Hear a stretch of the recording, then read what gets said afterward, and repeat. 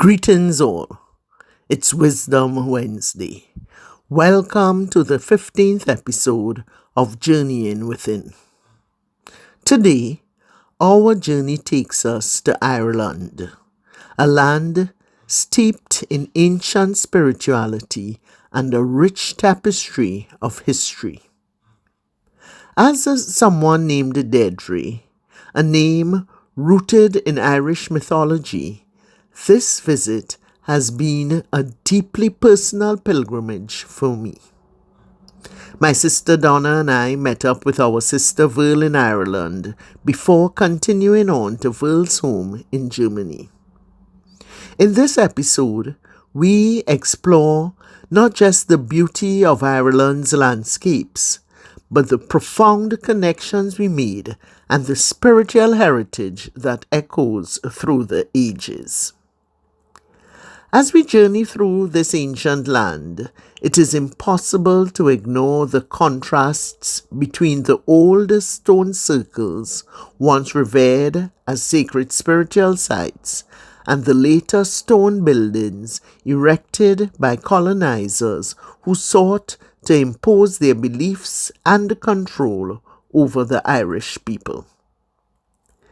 These ancient circles were condemned as pagan, their spiritual significance dismissed, and in their place rose structures that symbolized the conquest of a people's identity and beliefs. This is not just a part of Irish history. It echoes the story of many downtrodden peoples throughout the world, including those of African descent. Deirdre, my name, carries with it the weight of a legendary tale, Deirdre of the Sorrows. In this story, Deirdre's life, though marked by beauty, was foretold to bring sorrow and tragedy to others. A Druid, one of the ancient spiritual leaders and seers of the Celtic people, prophesied at her birth that many men would die on her account. The Druids were revered for their deep connection to nature, their wisdom, and their role as intermediaries between the human and spiritual worlds. However, with the arrival of Christianity and subsequent invasions, the Druids and their practices were systematically suppressed, their knowledge largely lost to history. Upon hearing the prophecy, the king, desiring to possess Deirdre for himself, took her away as a child and kept her in seclusion, raising her in isolation until she was old enough to be his queen. Deirdre was not given a choice. She was objectified, seen as something to be owned and used to fulfill the desires of the powerful. Her life was dictated by others' plans for her, and as she grew into a woman of astonishing beauty, that beauty became a curse. It led to the king committing murder in a fit of jealousy, the untimely death of Deirdre's lover, and ultimately her own tragic suicide. This tale has often been interpreted as a story of inevitable sorrow, a narrative of doom foretold. But in truth, it reflects the injustice of a life shaped by the will of others rather than by her own choices. Yet, when we delve deeper into Deirdre's story, we see that much of her sorrow was not of her own making, but rather the result of others imposing their will upon her. Deirdre was a woman seeking freedom in a world that sought to control her. her resistance against the powerful king, her pursuit of love, and her ultimate defiance through death are not just acts of tragedy. They are acts of agency. In this way, Deirdre's story mirrors the experience of many cultures, including Ireland and Africa, where external forces have sought to control and reshape their identities, often through violence and oppression. But Deirdre's story also speaks to the individual experience, reflecting the ways in which we, as individuals, can be both suppressed and suppressors. Even with the best intentions, we may believe we know what is best for others. Yet, this belief often stems not from a place of selflessness, but from a desire to shape others in the way that benefits us. This dynamic can lead to the imposition of our will on others, just as Deirdre's life was shaped by the desires of those who sought to control her. By recognizing these patterns in our own lives, we can begin to understand how we may be either the suppressed or the suppressor, and to take steps toward greater empathy, autonomy, and respect for the agency of others. In the early 20th century, Irish writers like W.B. Yeats and John Millington Synge, both towering figures in Irish literature and cultural revival, reinterpreted Deirdre's story to make a powerful point about Ireland's struggle against English rule. Yeats, a Nobel laureate and a key figure in the Irish literary revival, and Synge, best known for his plays that captured the essence of Irish rural life, saw Deirdre not just as a tragic figure, but as a symbol of Ireland itself. Oppressed by a powerful and greedy king, yet filled with a mystical beauty and resilience that refused to be broken. Their reinterpretation transformed Deirdre into a symbol of national identity and resistance, one that still resonates deeply with the Irish people today.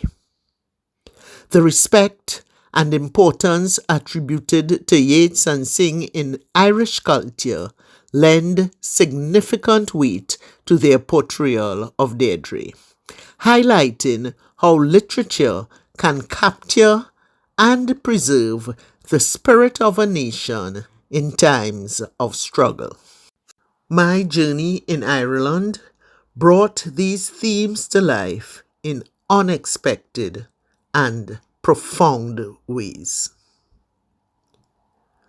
On our first day, while visiting the gardens of Lismore Castle, my sisters and I encountered Elizabeth and Brian, two souls who seemed to be deeply connected to the land and its ancient stories.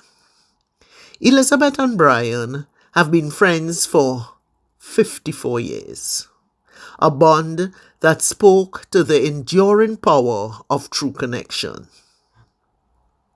As we wandered through the gardens, Elizabeth approached me with a warm smile, saying something like, "I like how you look," and then turned to Brian with a twinkle in her eye, saying, "This is my new friend." In that moment, the spark was lit. Later on, Brian reinforced this connection by sharing a favorite saying of his: "The stranger is the friend you are yet to meet." It was a sentiment that perfectly encapsulated the magic of our meeting. While Elizabeth spoke with my sisters, Virl and Donna, Brian and I began to chat, discovering a shared interest in the ancient ways of the Druids.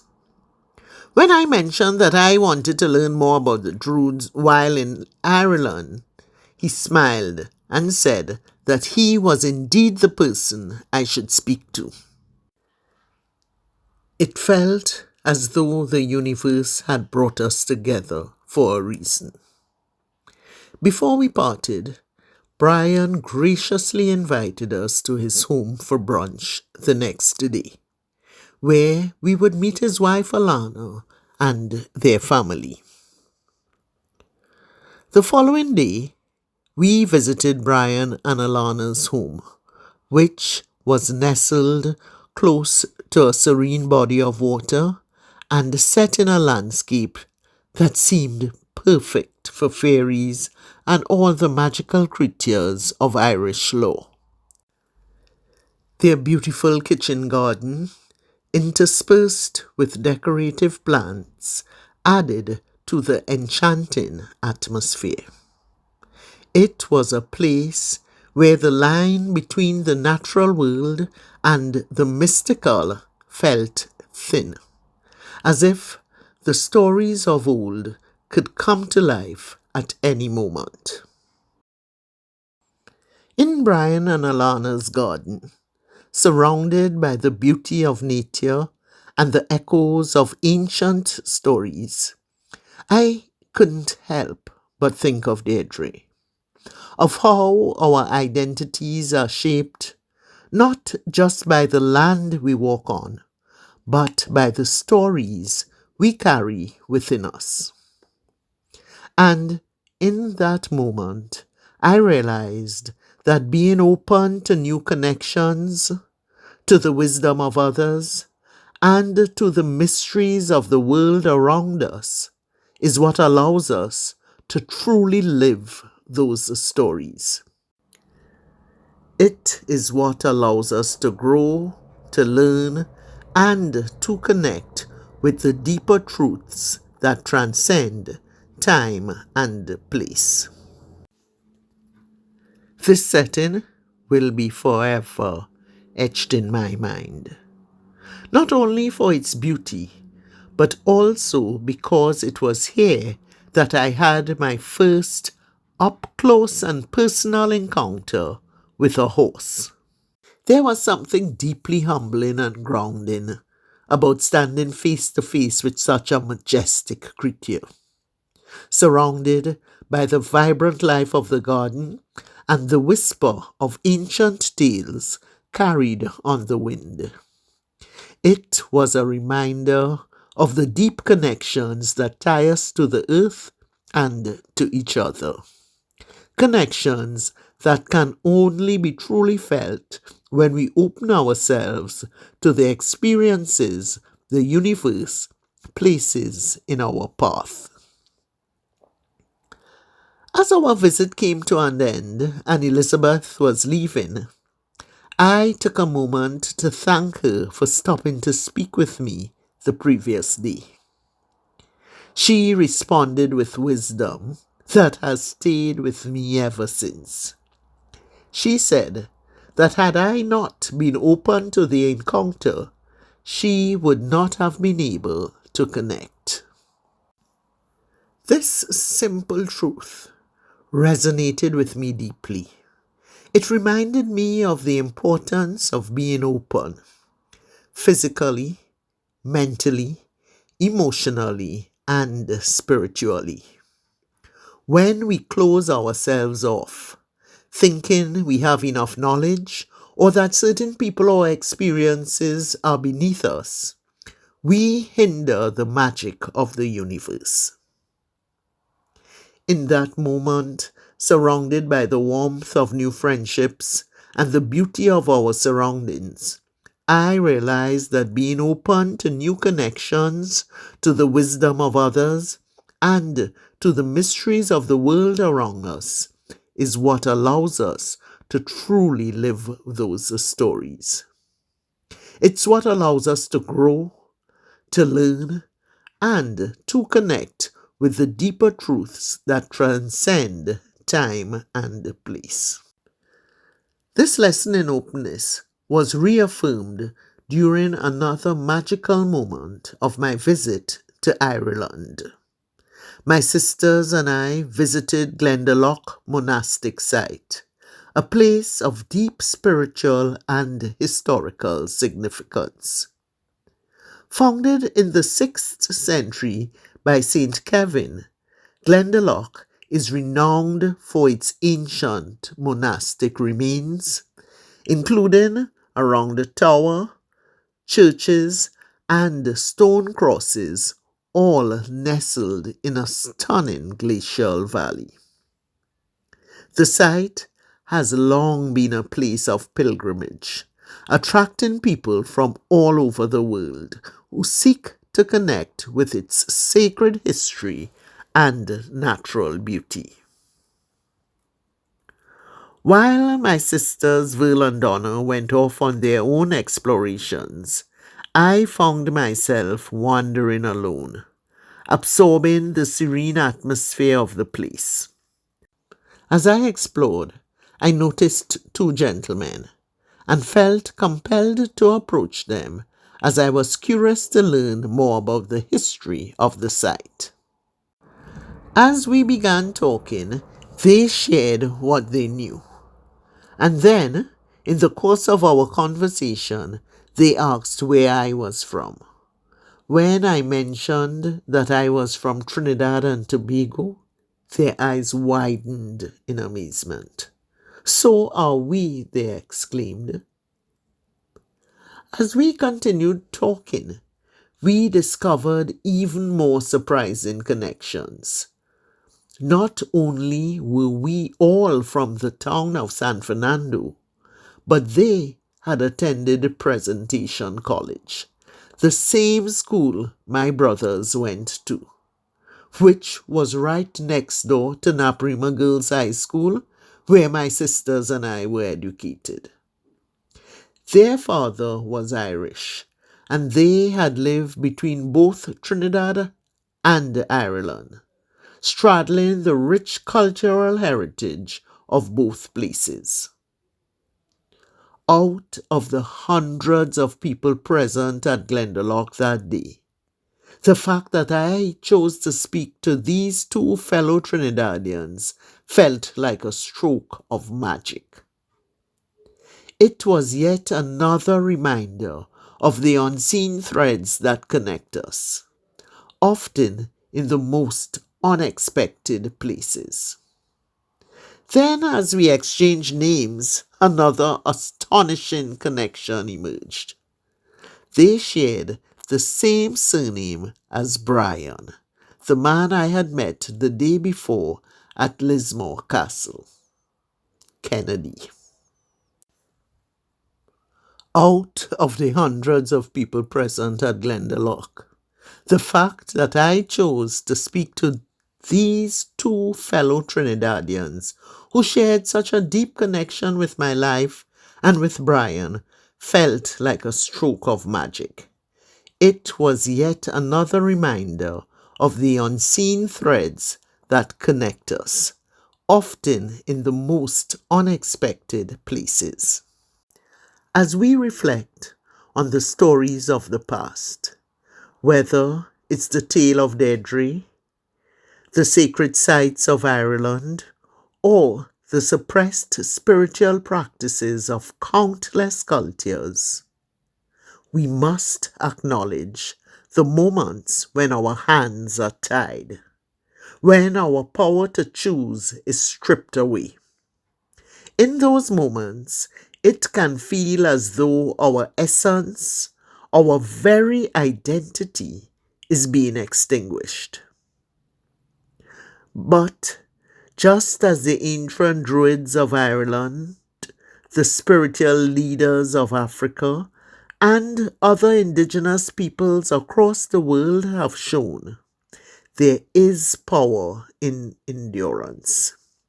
Even when forced to cower, to give in for survival, the onus is on us to keep the flame of our true essence alive, to pass down the knowledge and beliefs that define us. Life is like a relay, and though we may not always have the freedom to run our leg of the race as we wish, we can ensure that the torch is passed on.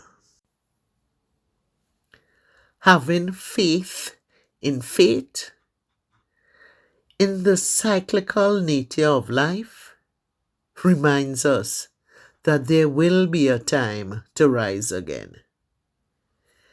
If we preserve our indigenous beliefs, if we maintain the stories and the sacred practices, we can trust that the time will come when we, or those who come after us, will reclaim what was taken.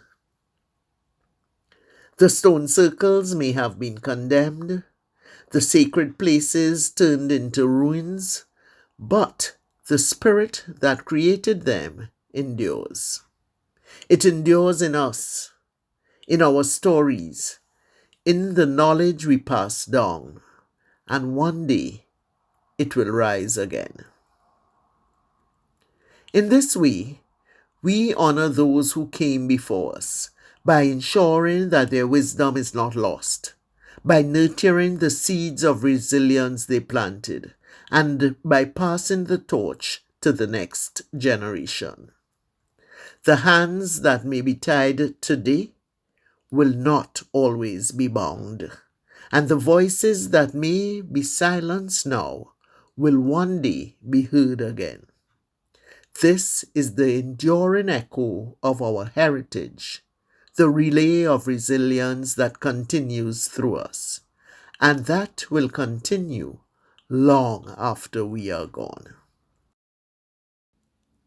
As we reflect on these experiences and the history they evoke, it is important to acknowledge the shared struggles of the Irish and African peoples, both of whom were unfairly treated, beaten into submission, and had their languages, spiritual beliefs, and connections to the land systematically stripped away.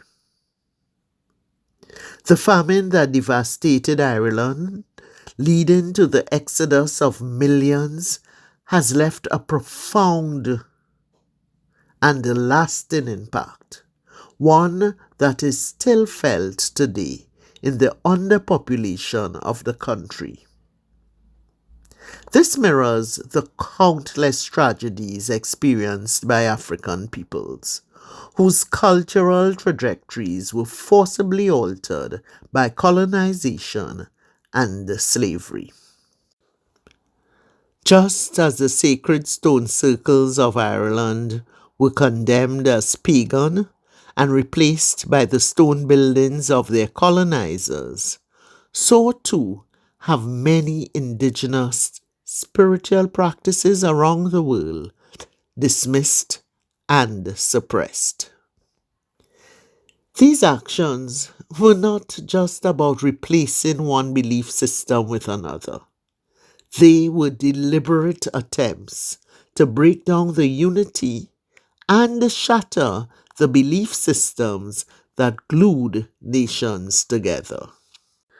The injustice meted out to rightful citizens, whether in Ireland, Africa, or any other oppressed land, can, to a lesser degree, be paralleled with the indifference and cruelty with which we treat the animal kingdom.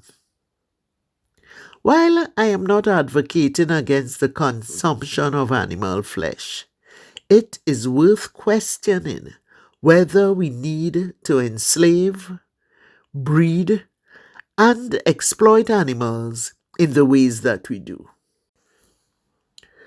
Just as some see nothing wrong with the continued subjugation of certain groups within the human race, so too do they overlook the ethical implications of how we treat other living beings.